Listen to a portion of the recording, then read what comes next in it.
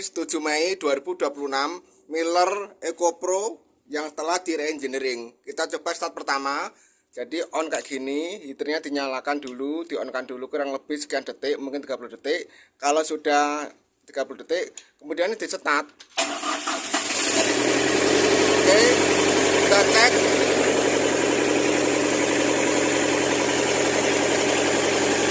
Oke, kita geledah.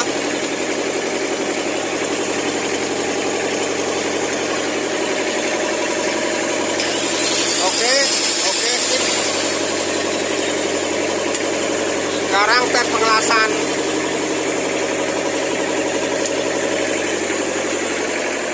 Biroi pakai 3,2.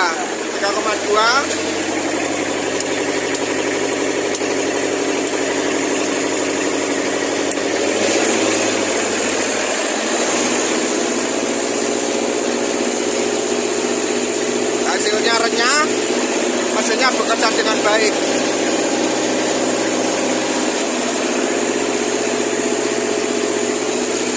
Hasilnya langsam.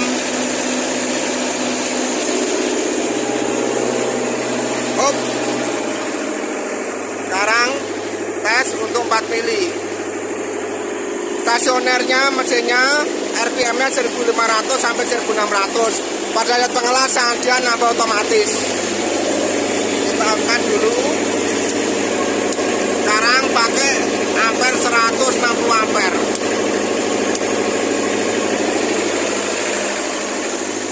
Diameter elektroda 4,04 mili.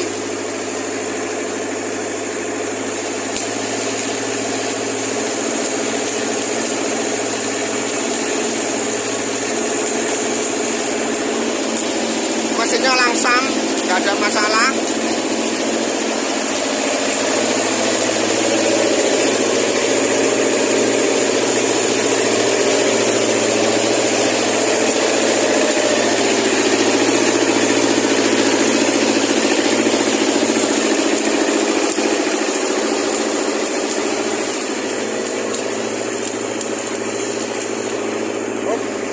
Ganti kawat mana man, 4 mili. Sekarang kita coba ampernya bukan ini, di-on-kan pakai skala ini 110 ditambah 60. Kita coba pakai diameter elektroda 4 mili.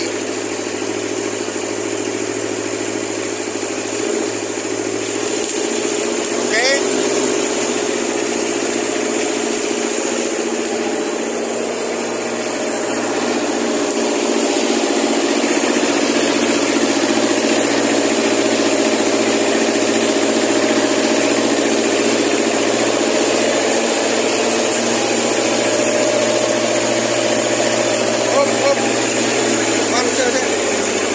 kita coba lagi skala 100 ditambah 65 ditambah naik semua menjadi lebih besar. Oke.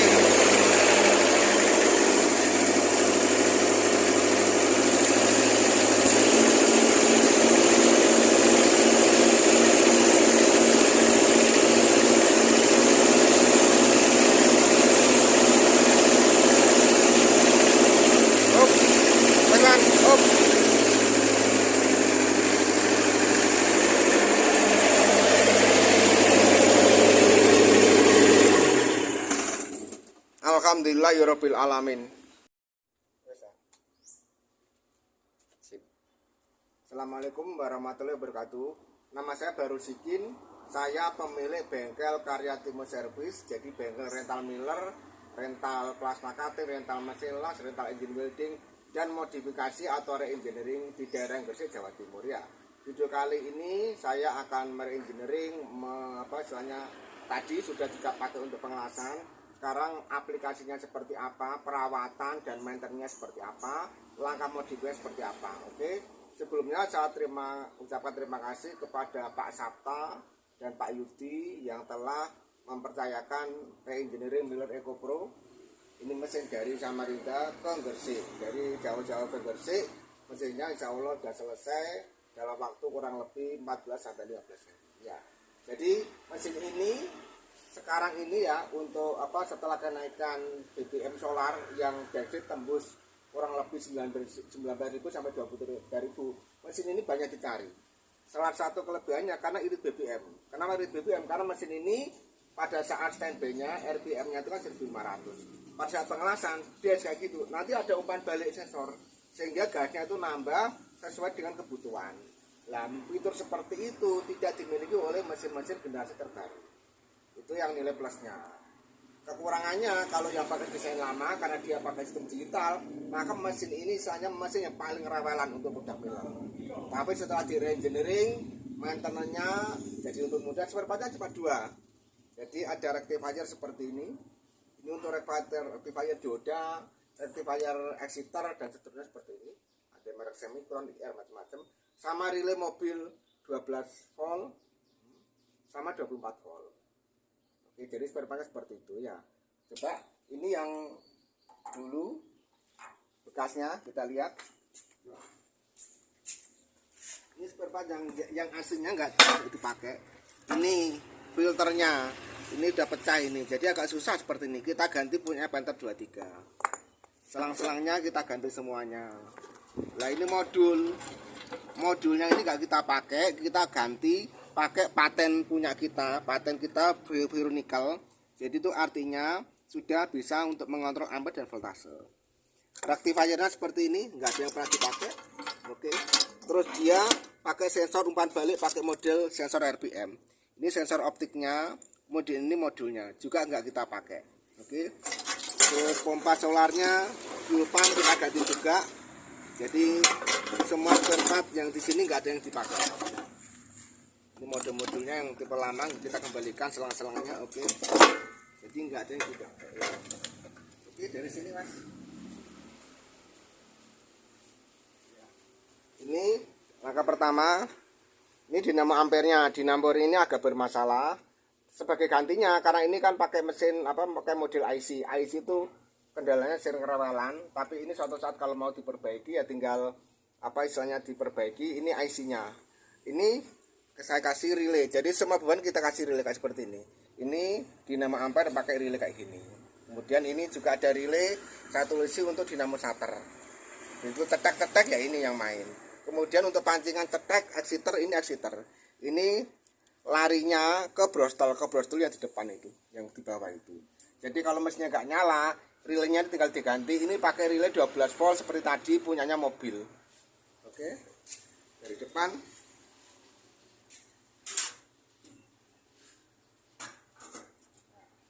Untuk 220-nya kita kasih MCB seperti ini. Nah, ini 220-nya untuk gerinda kayak gini. Lah untuk AC-nya, AC DC-nya tadi itu kita pakai MCB juga. Cara nyalakannya sama. Jadi pertama on kayak gini. Ini heaternya kita nyalakan. Ini kan ditahan dulu. Sekian detik baru kita start. Oke. Nah, ini 220 sama, pakai 3. Ini main kita paralel ya, ini mainnya ini plus lah. Pengeratur ampernya kita pakai paten kita yang sudah kita terapkan di Pertamina, di Python, di Sumatera, terus di Jawa, pakai model Veronical kayak gini. Jadi ini ampernya ada yang 160, 65, tinggal nama dan tadi kan waktu pengelasan kita ada coba semuanya. Jadi pengelasan 2 mili, 3 mode, 4 mili semuanya bisa. Ini berhubungan sama Veronical ini. Veronical ini setelah kita bautnya kita kerasi, kita kunci pakai lak supaya enggak gampangannya kalau bahasa itu enggak melorot. Jadi perawatan seperti ini. Jadi ini model seumur hidup. Jadi kita enggak ada ketergantungan teknologi sama spare part dari Amerika. Jadi 99% spare partnya ada di Indonesia. Ya kayak gini. Nah, untuk rectifiernya ya tadi ini kita rakit di atas ini. Nah ini rectifiernya kita ganti sini.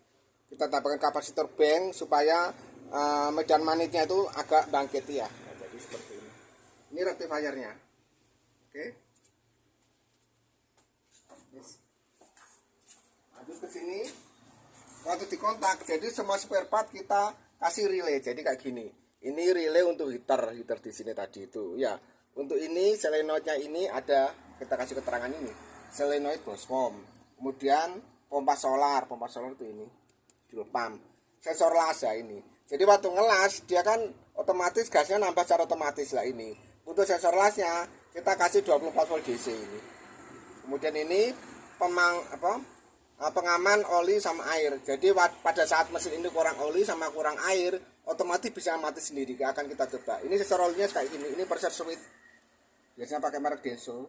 Jadi karena keluar kurang oli dia mati sendiri. Misalkan suatu saat dicekek, misalnya stabilizernya nyala, habis itu mati lagi. Start lagi nyala, mati lagi. Berarti olinya itu kosong atau kurang. Jadi olinya nggak naik sehingga memerintahkan ke relay supaya dia off. Kalau pressure switchnya, kalau misalnya radiatornya ada yang airnya netes atau kurang air, dia mati sendiri dengan seperti ini.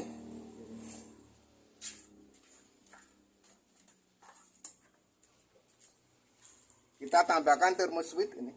Thermoswitch ini ada keterangannya.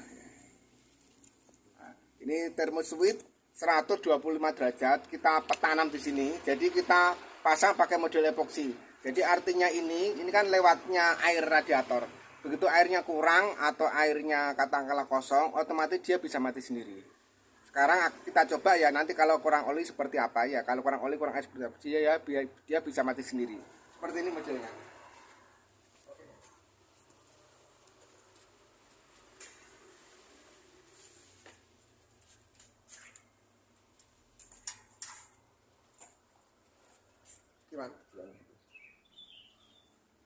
Ini adalah sensor oli.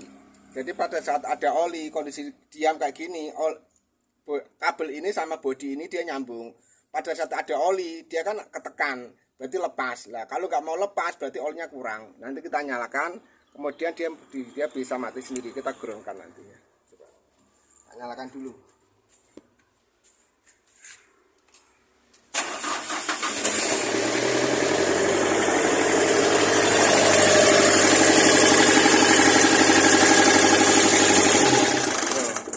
Mati sendiri ya.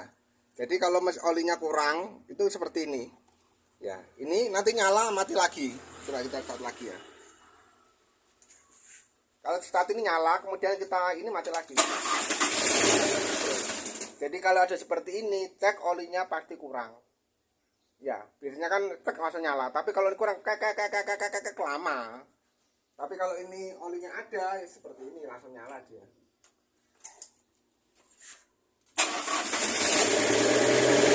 Ya.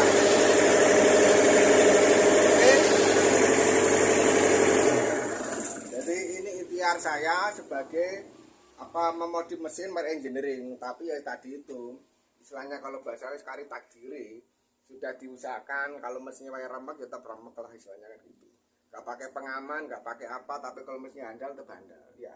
Semoga video ini bermanfaat. Terima kasih ke Mas Yudi, ke Mas Sabta yang telah mempercayakan kepengerjaan re-engineering kepada saya. Semua permintaan kemarin spare partnya 99% ada di Indonesia. Jadi kita merdeka, nggak ada ketergantungan teknologi spare part sama Amerika. Semoga video ini bermanfaat bagi bangsa Indonesia. Saya akhiri wabillahi taufiq wal hidayah. Assalamualaikum warahmatullahi wabarakatuh. Merdeka.